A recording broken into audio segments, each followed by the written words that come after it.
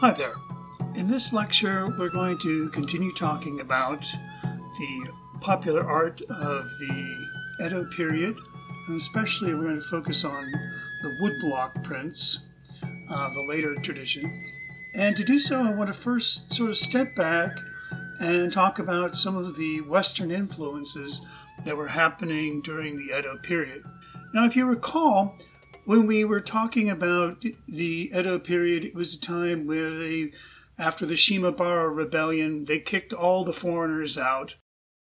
The Portuguese who had arrived were trying to convert the local populace to Christianity as a way of kind of undermining the shogun's authority. The shogun retaliated, kicked the Portuguese out and all the other foreigners, except for the Dutch. The Dutch had kind of made themselves more sympathetic. They said they were just interested in trade, and they were given a small parcel of land on a tiny island off the southern coast of Nagasaki. And from there, they did all their business with Japan. So there was a small trickle of Dutch culture kind of coming in. You can see here there was also some Japanese porcelain coming out here. This is a plate made in Japan with the VOC, which was the name of the East India Company, and in the Dutch. Now, the East India Company was a historically very significant company. It was one of the first that actually had created this idea of stock options, so people could buy in a portion of a company, and you could diversify the risk of running a ship all the way around the world to Japan. And so the Dutch became very wealthy through this enterprise, and they had a lot of influence throughout Asia because of their capitalistic workings. Here you see, because of this special arrangement, the Dutch were not allowed to sail into Edo Harbor. They actually had to, like all the other shogun of the period, make a trip by foot from the south to the Edo city. And this is the trading post chief of Dejima and his entourage as they are sort of marching over many days into the interior of Japan to arrive at the shogun's court in the city of Edo. There were a number of artists who were fascinated by Dutch art. It would be like engravings and other things that the traders and the Dutch would have had with them.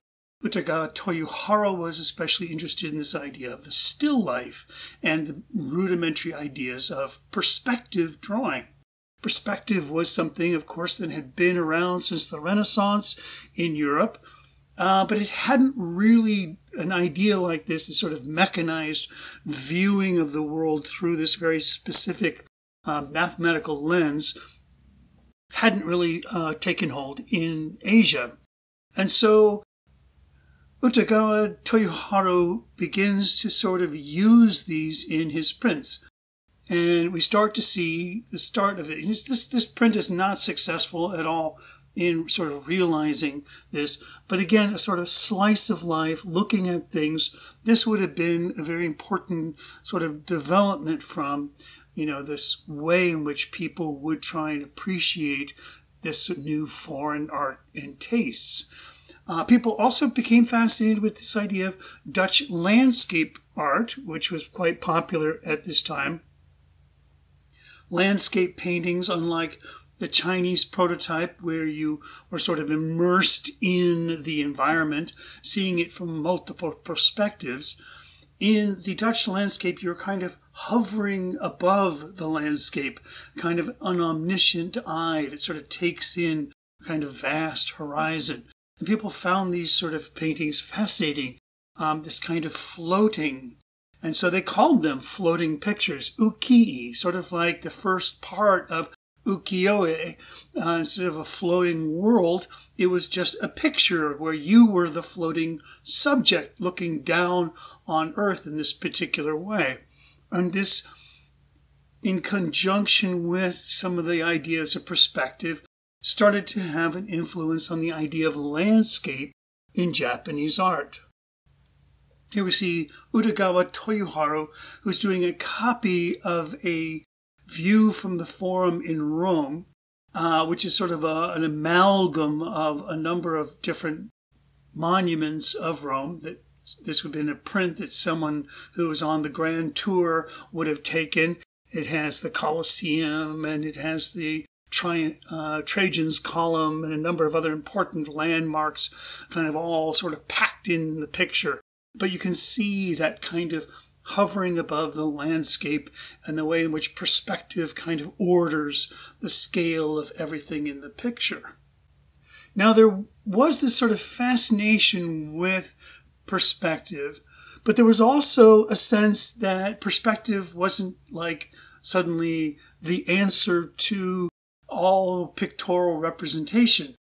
Instead, perspective was seen as a kind of exotic trick that you could include or not in your pictures. It was a way to create a kind of new visual interest, but it didn't supersede or supplant what was already going on in the visual art of Japan. Let's talk about perhaps one of the most famous artists of these woodblock traditions, who we, by convention, refer to as Katsushika Hokusai. Now, Hokusai was an amazing, talented artist who had an extraordinary and colorful life, who lived always on the move. Almost once a year, he moved residences. He is known to have also, with equal frequency, changed his name. And so here on the left, you'll see all the different names that he went by during his lifetime. And so Hokusai is a name that sort of emerges early in his life, and then he sort of returns to later on in his life. But by no means is a kind of characteristics of his name in life. Why did he change his name? Why did he move around so much?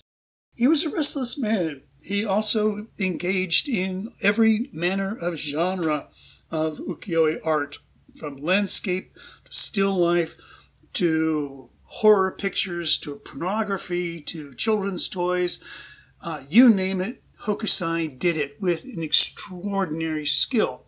The other thing that was really remarkable about Hokusai is, unlike most woodblock artists, he didn't just do the drawings and then pass them on to somebody else to do the carvings. He actually was trained in doing the wood carving himself, so he could really instruct and demand very precise treatment of his images. Most artists had to sort of develop a reputation before they could really change the style of art or really move or have control over how their works were carved. So here we see a wonderful example of Hokusai's landscape work. And what I find really remarkable about this is that it's a real place. It's an actual locality. Unlike Chinese landscape art, which tends to idealize a kind of generic idea of a mountain, doesn't represent an exact place. Here, Hokusai, like many other artists of his time, is really trying to represent a place. This place has real history, has a real location. It would have been known to people, and people would buy the print as a way of kind of reminding them of this very specific location, which also has references in poetry and in history and literature. So this way in which he treats the landscape, though, has a very real and natural and organic quality. The treatment of the trees is very specific. The treatment of the water, like in the Rimpa, it sort of has this sort of stylized quality to it. He's changing the rhythms of it to give you this sense of a kind of archaic, decorative, ornate quality. So there's a sense of organic realism and a kind of stylized quality to the landscape that gives it its power and visual appeal. Here is, of course, his most famous image, the Great Wave off Kanagawa, which was the first of 36 views of Mount Fuji.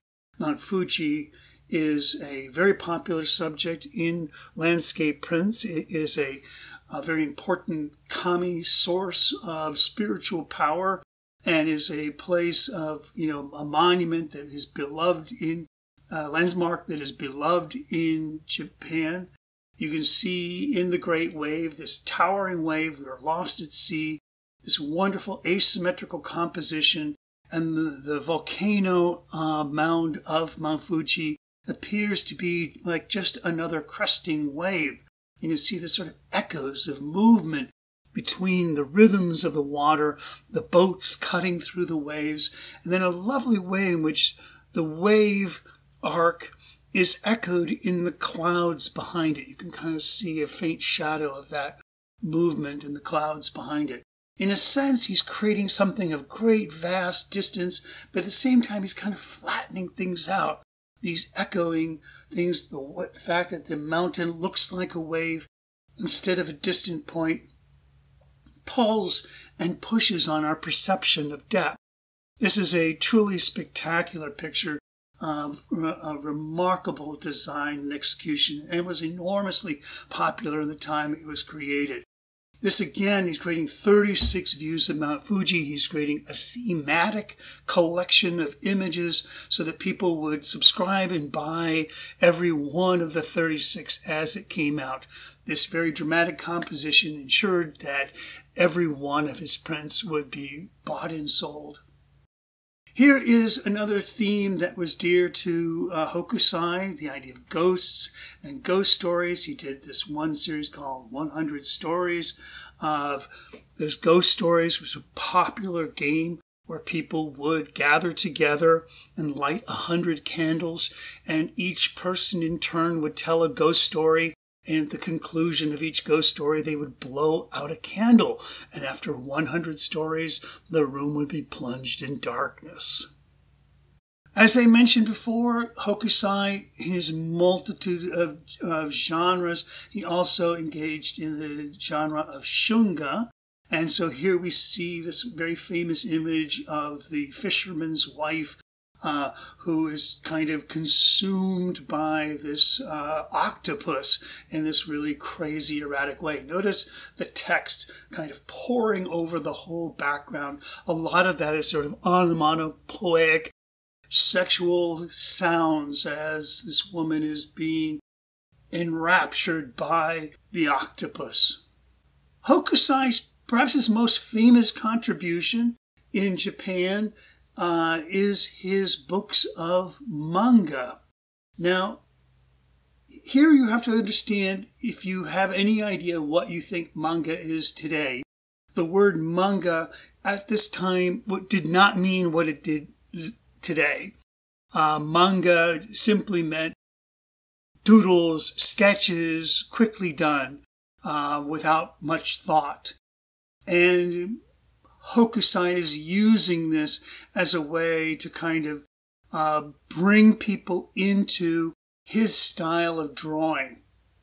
He created a series of these picture books, ehon they were called, 13 or 14 volumes, depending on who's doing the counting. And each of these slim volumes would be a kind of selection of images that people could use to learn how to draw, to sort of copy his drawings. He hoped that this would encourage people to come and become students of his, and that his status as an artist would be improved by this. And this proved really quite popular. And so he produced multiple volumes of this. The selection of images is really staggering. He had pages and pages of every imaginable thing in his picture books. And so in this case here, he has this page here, you can see a page of portraits of blind people. And there were, again, pages and pages of portraits of blind people. He also had careful pictures of botany, ghosts and other demons, people practicing all kinds of physical exercises or dances. And so Hokusai He was doing this in a way that in sort of cheaply printed books as a way to kind of encourage people to look and copy what his drawing style was all about. And this, again, was not narrative. He's not trying to tell a story. It was just a really hodgepodge collection of pictures. Hokusai's great ambition was to live to be 100, and he didn't quite make it. He spent a great deal of time hoping that he would live to 100, and he had many sort of superstitious practices, including waking up every day and drawing a lion, which is a symbol of good luck and longevity. And so he had this aspiration, and you can see that in this writing when he says, "From age 6, I have had the habit of drawing forms of objects. Although from about 50, I have often published my pictorial works, before the 70th year, none is much value. At the age of 73, I was able to fathom slightly the structure of birds and animals, insects and fish, the growth of grasses and trees. Thus, perhaps at 80, my art will improve greatly. At 90, it may reach real depth, and at 100, it may become divinely inspired. At 110, every dot, every stroke may be as if living. I hope that all good men of great age will feel that what I have said is not absurd." So here we can sense at age 75 his great aspirations. He lived to be about 84, and he made many attempts to also prolong his life through this kind of adoration of Mount Fuji. He actually created 100 views of Mount Fuji as a text, as a way to kind of promote longevity and good fortune by creating 100 images of this beloved monument. By the time he had made this book, he had made 240 books. He had died in 1849. The other great artist of this day, and there are many, I'm picking two that sort of had a rivalry throughout their lives, Ando Hiroshige. Hiroshige was an artist who had labored long and hard, and unlike Hokusai, who was sort of a born natural at drawing, Hiroshige really struggled and eventually arrived at this incredibly pristine, austere, and elegant landscape images. He really focused in on landscape and made a number of sort of meishisho, pictures of famous places. And here we see sort of the outside gates of Yoshiwara, this famous place of the license quarter, where you can see people who are kind of masked, or kind of slipping in through the famous gates on their way to the tea houses, on their way to the theaters. So Hiroshige was a kind of lower middle class person who had no great status, but was able to work as a designer and illustrating collections of poetries and novels, and eventually began to really explore this. His most famous work was his 53 stages on the Tokaido. Now, the Tokaido is this long road that runs between the city of Edo in the north and Kyoto in the south. And along this route was a passage whereby samurai and their households would commonly have to travel to pay homage to the shogun in the city of Edo. And so this, along with the Dutch, were a part of this sort of ongoing movement of peoples that was happening throughout the Edo period. This really drew together Japan. The fact that people couldn't travel abroad did not actually sort of limit people in a lot of ways to travel within their country. And so the relative peace and stability and the improvement of the roads allowed people to really mingle and create a much more unified culture within the islands of Japan. So this idea of this migration, this was called alternate residence. It was again another way in which the shogun was able to exert control over all his different feudal lords. They were all required at great expense to sort of migrate up to the capital and sort of come and proclaim their fealty to the shogun and march back. And this constant traffic of households sort of allowed the shogun to exert a lot of control over his feudal lords. They couldn't just hide in their castles and amass armies to attack him.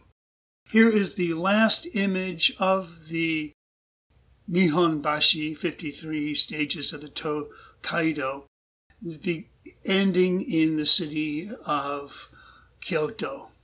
This idea of movement, a culture of movement, is a very important idea in the way in which people saw Japan. This Kodo Bunka, the way in which the society of seeing the world and having these sort of experiences, kind of like tourism, the physical movement and the kind of performance or deliberate conduct outside of oneself in exploration, the sense of being out in the world and being knowledgeable about these places. Here we see another picture by Ando Hiroshiga with Mount Fuji, this wonderful asymmetrical composition, this kind of sweeping wave curling back, and this undulating movement of the rocks and water. One of the techniques that Hiroshiga used a great deal in his prints is this kimetsubushi, which is this way in which a very fine, light ink is applied to the woodblock print in such a way that the grain of the wood that is doing the printing appears in the print. So if you look up at the upper part of this picture, you'll start to see this sort of undulating line, and that is actually the grain of the wood itself appearing in the print. And so again, a lovely picture of Mount Fuji, and here in the neighborhood of the dye works, another real place, he has these streamers of cloth drying in the open air, fluttering. It's a wonderful composition, asymmetrical composition. He loves that sense of movement and energy and engagement in this space.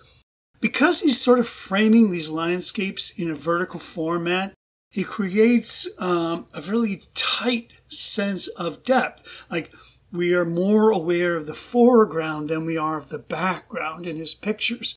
And he often frames pictures in really startling ways, such as this one on the left here, where this flower vase and stand is kind of severely cropped off, and we see this sort of half of a rounded window, and it appears and sort of slices through this landscape that gives us this branch that elegantly cuts through to the sky, and then this movement of birds, which almost suggests itself to be a kind of branch moving away.